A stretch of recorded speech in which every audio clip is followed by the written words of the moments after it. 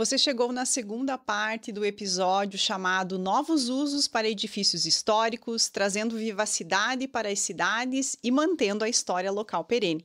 Te convido a assistir primeiro a parte 1 para que você tenha um pleno conhecimento da troca que foi nesse episódio. Angelina, e essa revitalização desses espaços, né, ela pode gerar muitos impactos positivos, como a gente já está comentando aqui também, né, como o turismo, uma economia local, mas também alguns riscos, né? Quais É riscos uma boa. que você consegue trazer aqui para a gente? Alguns exemplos práticos até que você já Tá. vivenciou, porque a gente sempre gosta de trazer aqui que nem tudo é um mar de rosas, né? Que nem tudo Não, são é complexo. flores. Mas a gente precisa também deixar muito claro aqui para as pessoas o outro lado, né? Que não é só o pessimismo, mas também a gente precisa ter muito claro quais são os impactos, não sei se negativos, né? Mas o que a gente precisa ter aí um radarzinho. É complexo, muito complexo. Eu mesmo mudei meu posicionamento depois que eu visitei algumas obras na Alemanha. Aqui, primeiro, quando eu era recém-formada, participava ali das equipes da prefeitura, dos estudos. Nós achávamos que o patrimônio deveria ficar intocado, engessado e, se possível, botar dentro do museu, Uhum. sem uso, sem qualquer tipo de uso. Ali, ó, para as pessoas olharem. Se nós formos delimitar uma região do centro de uma cidade como centro histórico, como é que nós vamos fazer isso? Aí eu resgato aquela fala que eu mencionei antes. Nós temos que adequar o espaço para o uso da sociedade atual. Uhum. Então, aquelas cidades da Europa que têm 1000 anos, imagina se eles estivessem na época das lanternas Sim. ou do carro de mola. E lá você sabe que a tecnologia é de ponta. Nós estamos muito atrasados. Eu estive lá em maio, muito atrasado, com muita coisa, mas as cidades estão lá, as cidades históricas estão lá. Eu visitei um museu em Dinkelsbühl, que era do ano 900, era um moinho antigo. O arquiteto formado em Berlim nos recebeu lá e nos mostrou o restauro desse museu. Por fora, belíssimo. A cidade de Dinkelsbühl é uma das poucas cidades muradas intactas em Baden-Württemberg, no centro da Alemanha ali. E lá dentro, a tecnologia total.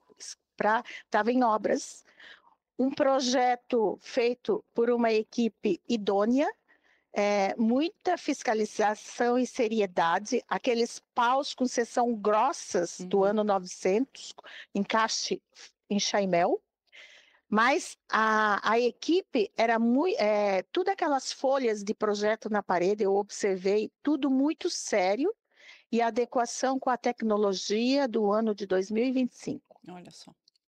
Aí eu fico pensando, o que é isso? Uma equipe técnica qualificada, adequando o espaço do século X para o século XXI, Uhum.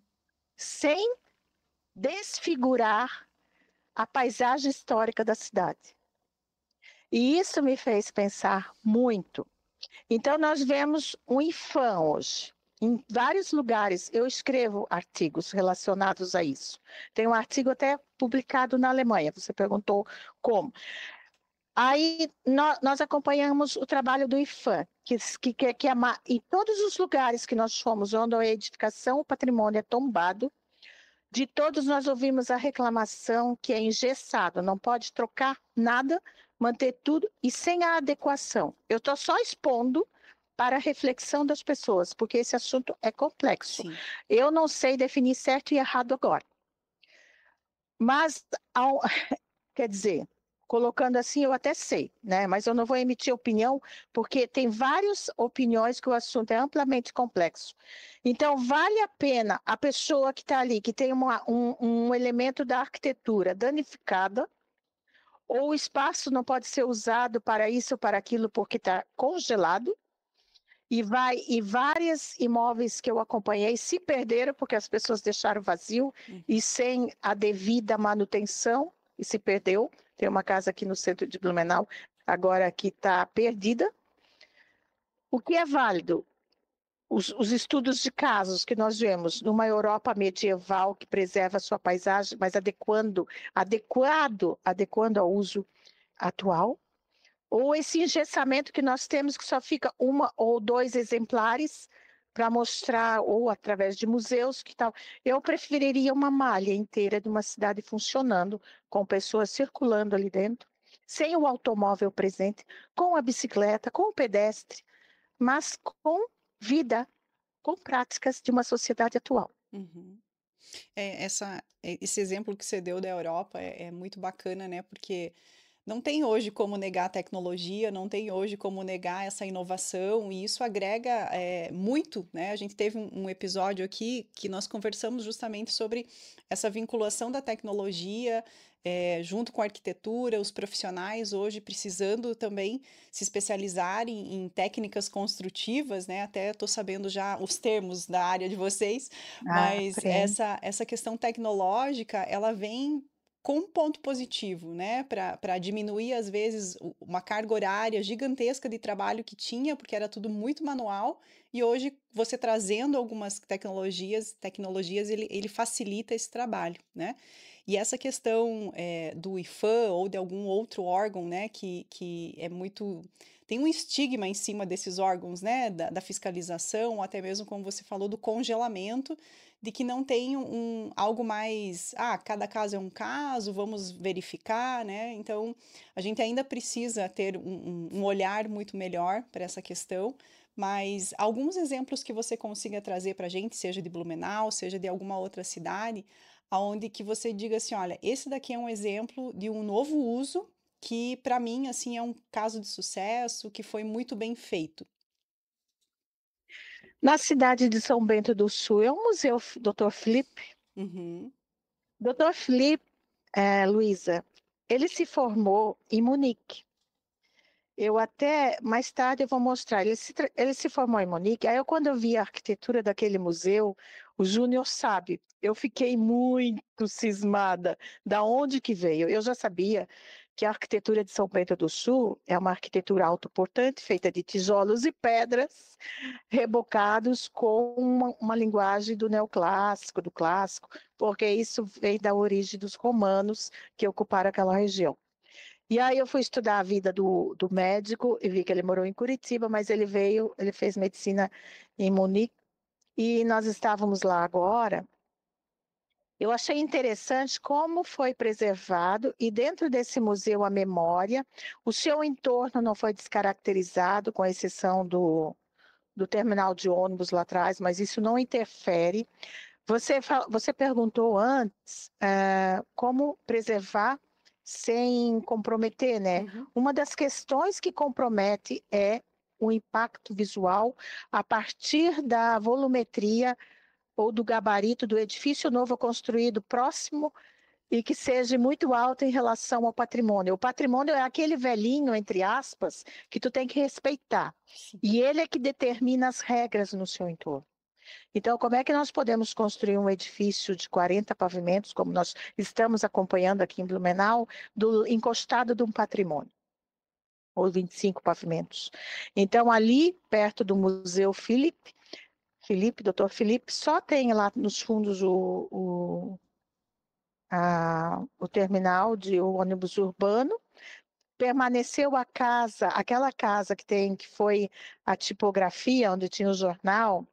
Essa casa é maravilhosa, que ela tem uma partezinha só com a estrutura em chaimel, e ela foi totalmente construída com tijolos cozidos, fazendo a técnica construtiva que é conhecido Backstyle Expressionismos, que nós temos ali no convento de Corupá, uma igrejinha lá no Warnow, e uma arquitetura muito usada no norte, e a prefeitura de Berlim é feita, mas ele fez com os tijolos, mas com o decorativismo de Munique, que são aqueles frontões sobre as janelas. Não recebeu o reboco, mas os detalhes e as cimalhas ele manteve original da região de onde ele veio, da Alemanha.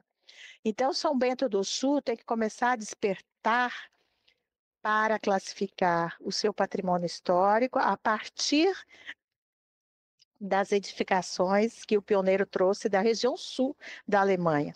Uma outra casa ali em São Bento do Sul, que foi aquela casa que foi do Banco Itaú, Uhum. que é na descida ali na frente da igreja, ali naquela rua onde passa o desfile. Aquela casa é do barroco, que nós vimos muito no sul da Alemanha, que foi trazido pelos romanos também e pela Igreja Católica, no casario e nas igrejas. Então, essa casa está muito bem conservada em São Bento do Sul. Nessas fotografias que eu gostaria de compartilhar, eu vou mostrar edificações do sul da Alemanha, semelhantes a estas de São Bento do Sul.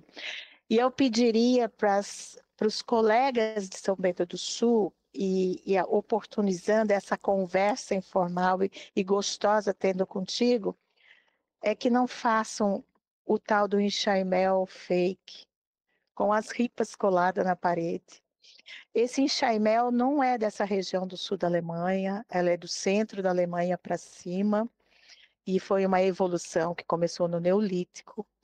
Quando os romanos ocuparam aquela região da Alemanha, o Vitruvius, que era um arquiteto, ele não admitia a construção de madeira, que era espetada no solo, que apodrecia, e aí ele dizia, vocês têm que botar pelo menos o primeiro pavimento ou uma fileira de pedras para que o solo não estrague essa madeira.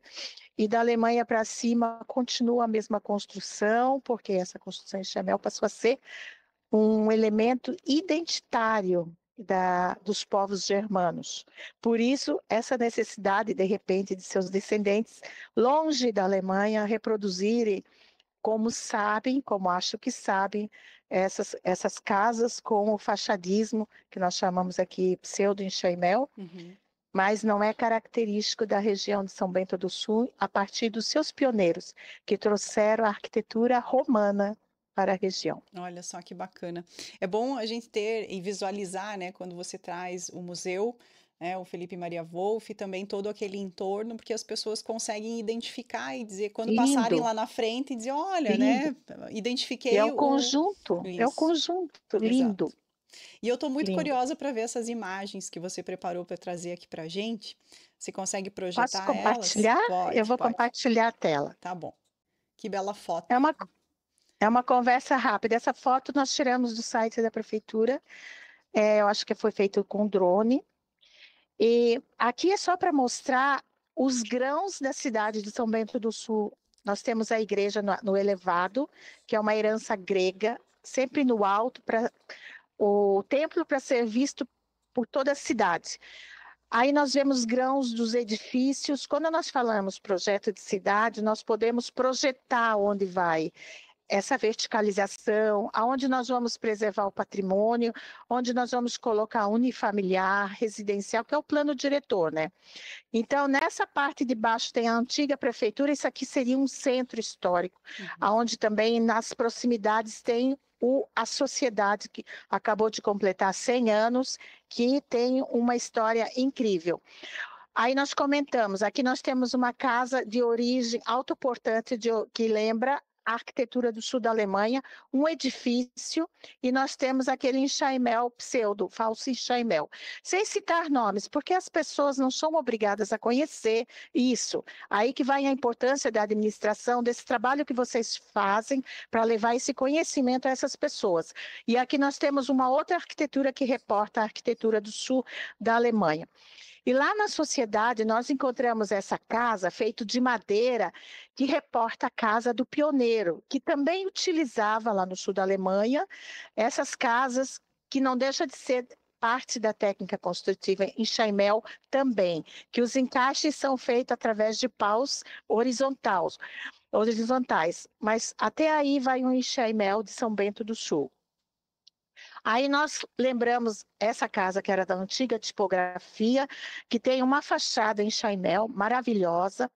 Isso é resultado do intercâmbio cultural entre povos aqui na nossa região. Aqui na nossa região se encontraram imigrantes alemães de várias regiões da Alemanha. Então, Pomerode, tu vai em Pomerode, o que você vê menos hoje é o descendente de pomerano, que é o nativo de Pomerode, mas tem alemães de todas as outras regiões. E a Alemanha é uma região multicultural, com comidas diferentes, com músicas diferentes, com dialetos diferentes. Então tem que tomar muito cuidado, que muitos dos brasileiros acham que alemão é tudo igual, mora igual e come a culinária é a mesma, a música também. Então, aqui nós temos a Prefeitura de São Bento do Sul. Vale uma reflexão sobre esse fachadismo, que não é a arquitetura pioneira dos primeiros imigrantes de São Bento do Sul, e também não é a original técnica construtiva em Chaimel. O turismo visita... e o alemão, quando vem visitar as regiões, eles se deparam com isso. Eu já ouvi vários comentários nesse sentido. São pessoas cultas e eles percebem o original e o não original. Vasculhando as fotografias da história de São Bento, nós encontramos essa pequena igreja, que é a sede da capela do século XIX, que aí sim tem uma técnica construtiva em Chaimel. Isso a partir do intercâmbio entre essas pessoas que vieram da Alemanha também. E ali é perto lá do museu que nós falávamos, mas tem o local da primeira escola. As primeiras casas feitas em madeira, mas com a volumetria da casa daquela região de onde vieram os pioneiros. Então, eles procuravam reproduzir a volumetria que eles tinham no seu Heimat. E quando eles puderam, eles começaram a substituir essas casas de madeira por alvenaria, que era o sonho, era o objetivo de cada uma das famílias, né? Então, aqui nós temos o museu que nós falamos, essa casa onde foi o hospital do médico é belíssima, e essa tipografia e jornal também, o entorno desse local, com as casas com a mesma volumetria daquela região do sul da Alemanha. Aqui, mais uma vez, o museu e a tipografia com tijolos à vista, com o uso da técnica construtiva do Backstein expressionismo. E nós sempre lembramos que a cidade não é somente a arquitetura existe para as práticas culturais, de trabalhos, de atividades, e sempre presente na cidade de São Bento do Sul, a música, o tiro e a gastronomia, característica de uma região. Aqui na frente da Prefeitura e a Câmara de Vereadores antiga, nós vemos ali uma banda musical, que poderia ser a banda Tremel, que tem mais de 100 anos de existência, outra casa de outro pioneiro, somente feita e construída com tijolos, sem a estrutura de madeira, que reporta o sul da Alemanha, e os tijolos aparentes, porque de repente não tinha aquele trabalho do reboco, mas não se deixava de fazer o decorativismo a partir do assentamento desse tijolo. Outra edificação, já com aquele detalhamento da varanda, que é a influência de outra cultura, parte de São Bento do Sul, que é a polonesa. Eles faziam esses rendilhados na varanda. Então, vai se criando uma arquitetura da cidade a partir das influências. E aqui nós temos à direita uma fotografia que eu fiz na Alemanha agora em abril, e o telhado das casas de São Bento do Sul antiga, para vocês terem uma ideia da origem. Mais uma casa de São Bento do Sul com tijolos autoportante, outra. Isso aqui é o patrimônio de São Bento do Sul, tá, Luísa? Muito bacana. No geral. Aí essa igreja lá em cima foi feita por Simão Gramlich, que era um arquiteto alemão que fez igrejas em toda a região, monumental, linda, feita no alto. E aqui eu queria apresentar, eu tô acelerada a posição do tempo, tá? Aqui tem o museu, mais uma vez, em alguns períodos, e a casa da tipografia, belíssima, com esse decorativismo clássico romano do sul da Alemanha. Nessa foto mais antiga é o centro de Munique, onde esse médico estudou, para vocês verem como essas casas no Stadtplatz de Munique era, e de conhecimento que ele tinha de construção, ele trouxe para esse hospital todo esse decorativismo clássico, que aqui nós vemos na esquerda a fotografia de Munique hoje, Essa foto eu fiz em 20 de abril. E o que, que era o museu que ele construiu? Vocês observem sobre as janelas as cimalhas, os detalhes, a mesma coisa. Outro patrimônio que eu vi um pouco, isso aqui, hoje, na minha opinião, é que a cidade de São Bento do Sul deveria resgatar, recuperar e fazer um espaço de todos para fazer jus à história dessa sociedade que completou 100 anos e essa banda que já tem mais de 100 anos. Aqui, lá é esse espaço de longe da igreja e como ele está hoje. Como arquiteta, eu observei que a sua estrutura está ótima, só precisa de uma manutenção a partir de um mutirão de entidades, de instituições, porque isso aqui tem um valor imensurável. Não se vai criar um outro elemento arquitetônico nessa cidade com tanto lastro histórico e cultural como esse. Essa casa é tipicamente do sul da Alemanha, fica do lado dessa sociedade, e olha o estado. Eu gostaria de ver São Bento com as mangas arregaçadas recuperando esse espaço. Então, ali tem uma placa na parede, Sociedade dos Atiradores, inaugurada em 4 de agosto de 1895. E lá no espaço da nova sociedade, nós vemos estampado nesses painéis do tiro a arquitetura característica dessa região. E nós não vemos nenhum enxaimel ali, só a arquitetura romana do sul, como nós, nessa edificação que nós estávamos no hotel ali, Schlachtfest.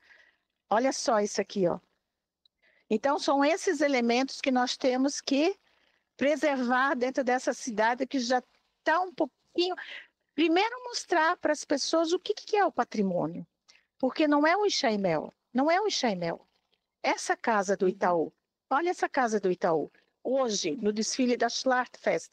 E olha o que eu fotografo lá em Miesburg, no Neues Schloss. É uma coisa que lembra isso, que é o barroco do sul da Alemanha. E tem mais essa outra edificação ali onde passa o desfile. E aqui nós vimos um hotel, embaixo à direita, como ele foi repaginado na parte de cima à esquerda e na parte de baixo erradicado da paisagem, tirado da paisagem, ficou só o buraco ali. Esse aqui é um exemplo de restauro, recuperação e valorização. E aqui nós temos algumas amostras das cidades do sul da Alemanha que lembra São Bento do Sul.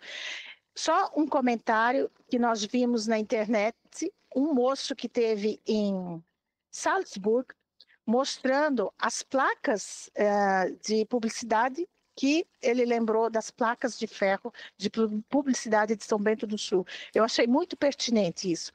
Isso aqui é uma cidadezinha da Alemanha, Ravensberg, onde tem uma banda que o seu regente sempre está em São Bento do Sul, que é o George Mirwald. Ele frequenta essa comunidade e ele sempre tem amigos aí em São Bento do Sul. Como isso lembra muito a igreja na parte mais alta e as casas típicas dessa cidade, como seria São Bento do Sul antigamente. E hoje está assim. Muito legal. Okay. Muito, muito bacana essas imagens, porque eu já trabalhei, né, no prédio onde é a antiga prefeitura, Câmara de Vereadores, onde é atualmente o Departamento de Turismo. E quando eu entrei, né, nesse ambiente, eu vi e me doía muito no coração ver como estava aquilo internamente. Talvez externamente as pessoas não tenham uma dimensão do que era o interior, né, de infiltração, de madeira Sim. podre, enfim, né, Sim. Então acredito e fico muito feliz também nas fotos que a senhora trouxe ali de ver a placa, né, do projeto da JCI também, que é uma continuidade, né, esse programa desse podcast, ele é uma continuidade desse projeto que a JCI São Bento do Sul tem desde 2010, maravilhoso, para trazer e fomentar, né, e democratizar mais essa informação do patrimônio. Então, são várias etapas que esse projeto tem, né, desde das placas, de cartilha, de ir para as escolas, de seminário, e a gente chega, então, no ano de 2025 com a participação, né, desses convidados super especiais para trazer e ampliar um pouco mais essa nossa consciência, essa nossa visão desse patrimônio. Angelina, para a gente ir para os nossos encaminhamentos finais aqui dessa conversa tão rica que a gente teve, eu gostaria que você deixasse uma mensagem final, muito direcionada, né, ao povo de São Bento do Sul, quem sabe a própria gestão pública, como você falou muito bem, né, no início. Tem que ter essa coordenação com os atores locais, né? A importância que esses conselhos têm, então, dessa discussão mais plural e não somente de uma perspectiva. O que eu observei em São Bento do Sul, eu já tive contatos com alguns profissionais, agora com você também, é que existe a vontade latente, como em outras regiões também acontece, mas não existe um projeto político, um projeto de continuidade. Essa equipe interdisciplinar se formar não precisa ser a pessoa que passa no concurso formar pode ser até uma autarquia, como existia na década de 90 em Blumenau, onde existe a turismóloga Luísa, onde existe a arquiteta Kathleen, o historiador, o geógrafo, o sociólogo, o economista, o engenheiro de tráfego, o engenheiro. Mas isso para manter uma equipe dessa é muito oneroso. Não, a equipe pode reduzir gastos porque ela vai ter um projeto permanente e contínuo de cidade. Então, eu deixaria o recado e obrigada pela oportunidade, em delinear primeiro o que é patrimônio histórico em São Bento do Sul e conscientizar essas pessoas, principalmente os proprietários, que eles são pessoas que estão, no momento, como responsáveis por aquele patrimônio, que, como nas cidades europeias, pode atingir 900 anos, mas antes tem que passar pelos 50, pelos 60, pelos 70, e quem é o guardião no momento poderia cuidar disso, colocar ele na história, enaltecer com o apoio dessa gestão pública, das instituições, que eu percebo que muito forte em São Bento do Sul, a partir da sua Schlachtfest, a partir das suas festividades, a partir da sua religião, da igreja, das comunidades. Eu percebi que é uma comunidade muito ativa e que pode direcionar esses esforços também para preservar a paisagem original dessa cidade, a começar a fazer uma prefeitura nova. Não, mas tudo bem, não precisa. Uma coisa que aquele escritor escreveu, como é o nome dele, Luísa? Professor Wilson. Professor Wilson escreveu: o que nós percebemos na Alemanha é que eles evitam fazer lixo, demolir. Eles não deixaram de demolir somente porque é história, porque isso se cria lixo e é necessário pegar energia nova, fazer produção nova, fazer material novo. Então, como é que a gente, entulhos, não fazer, não demolir. Não demolir. Para que demolir? A palavra sustentabilidade é levada muito a sério. Por isso que eu disse, não, a prefeitura está pronta. Não se demole uma casa, não se cria entulhos, não se põe material fora, se recicla ela. Se recicla com originalidade, com arte. Tá? Então, se faz muito... esse edifício de 20 andares vai criar tantos empregos. É só ali que ele pode ser construído?